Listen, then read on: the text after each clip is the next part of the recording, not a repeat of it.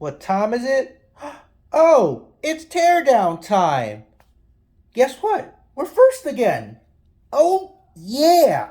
Today I'm going to be taking apart the Sonos Era 100, and I'm kind of starting a new format with my vids. It's just going to be teardown, so there's not going to be anything else in this video. So I'll take it apart, and then in the next video I'll do a sound check, compare it against all the other stuff I have, and then the last video where I'll have to wait till some of my speakers from AliExpress arrive. You know, I ordered the exact same woofers on AliExpress. I just don't know if they're real or not. And then we're going to do measurements on both of these woofers, compare them, and then have a little look at the acoustics of the speaker, how they designed it, whether the design worked, and also talk about how it sounded. Of course, there will be a recording of the audio in the second video, which I would post. Anyways, this is just strictly the teardown, all right? So let's get this thing apart. Let's see what we have inside. Let's go. The bottom, it's got some foam padding to absorb the vibrations. Down here, the base, you would see a mount for a wall mount or any sort of, maybe like a speaker stand or something like that. The AC input, and this is the input for this type C, I think, is for auxiliary analog input. Don't know why they decided to do that, but they did. A microphone port, microphone switch, and this is a Bluetooth pairing button. All right, let's get this thing off. So usually there's a grill on here, and with the grill on, you'll still have to get this thing off first. It slides up there, and then there is also another connector. Be sure to not break it, that you'll have to disconnect here. All right, and that would be your Bluetooth pairing button. Okay, that's pretty much it. This is the bare speaker itself. Now we're going to get the top off before we get to the speakers. It's going to make things a lot easier.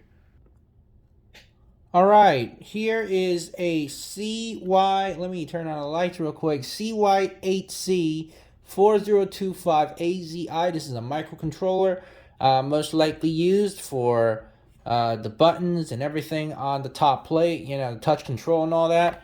This could be a preamp for the microphone. There are 4 MEMS microphones on this board. There are 4 on the top. That is the only 4 microphones that was visible to me. I don't see any other anywhere on this device. As we take this apart, we might see more inside, but so far I haven't seen anything other than that. This is a touch control. There's nothing on the other side, so I won't be removing this entire thing. Quite an interesting top. It's very simple. There's not a lot of additional parts that isn't necessary. This is probably one of the best ones I've seen so far when it comes to simplicity and the quality of the circuit board. It's very well made. All right, we're gonna crack this open. All right, so I've separated the front and the back. This is the front. You can see there is your oval woofer and then the 2 tweeters. This is what behind it. I'm gonna pop the drivers out. I'm gonna have a look at that. Here is the woofer. Very good, beefy magnet. It's got its QR code here. It's got a serial number. And the part number, and this looks like a plastic frame. The cone also is, unlike the older generations, this time they're using a plastic cone. They've always been sticking to aluminum, so this time it's plastic. It doesn't look like polypropylene. It's different from the typical polypropylene that I'd see. Don't know what material they use, so I'll look into that, and I'll talk about it in the acoustics in the video where I talk about the acoustics of the entire speaker. All right, the whole set is in a sealed enclosure. There's our tweeter here. This is our tweeter. It has this, I don't know if this would count as a horn or a wave guide, because I don't know if there is a compression ratio. The opening should be smaller than the dome for it to be counted as a horn, I think. Then again, I'll have to do some research on this. Very interesting. I'm pretty sure they did this for a better dispersion, but it could also be for other purposes. This is a 0.6-inch tweeter. All right. Let's pop this apart and have a look at the circuit boards. Here is the power supply module. I do not know who made it. It could very well be Delta, but it doesn't say on there. I don't think Sonos designed their own. They probably had an OEM company do it for them. It's a typical switching power supply. I have no idea what the voltage is. I'll have to do a test, but I just didn't bother to doing it. I think it's going to be around 24 to 30 volts maybe. That would be my guess, 24 or 32 volts. Well, let's move on. There's one more circuit board in here, the main PCB. All right, so we're just going to take a look over here. I think we can see pretty much everything from here. On top of there, we got a Wi-Fi module. As you can see, there is a Wi-Fi antenna here, and there's another one at the front of the speaker.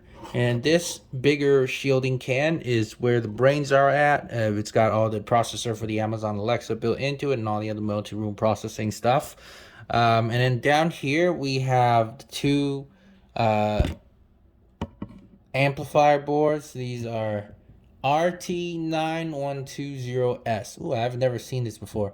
Let's see if they have the DSP built into the amplifier chips, or they have DSP. They have the computer here running the DSP. Now the configuration here is one of the chips is in stereo, the other is in bridged mono. The bridged mono goes to the woofer, and the stereo goes to the two tweeters. All right. So let's have a look. I'm gonna go look it up and see what we got. All right, so it's interesting. It has a dynamic range compressor built into the amplifier chips. So I'm assuming it has DSP built into it. I just didn't see any EQs mentioned anywhere in the data sheet. So I'm not sure if it is possible to EQ these chips. It seems to be it is doable, as there is like a communication protocol. I think it's like a I2C going to the I2C control going to the amplifier, so you can't modify some of the stuff in there. There is an audio interface, there is like a mixer, volume compressor, and all that stuff. So I'm just gonna see. I'm gonna keep looking. We're gonna see if there's EQ or where the EQs thing.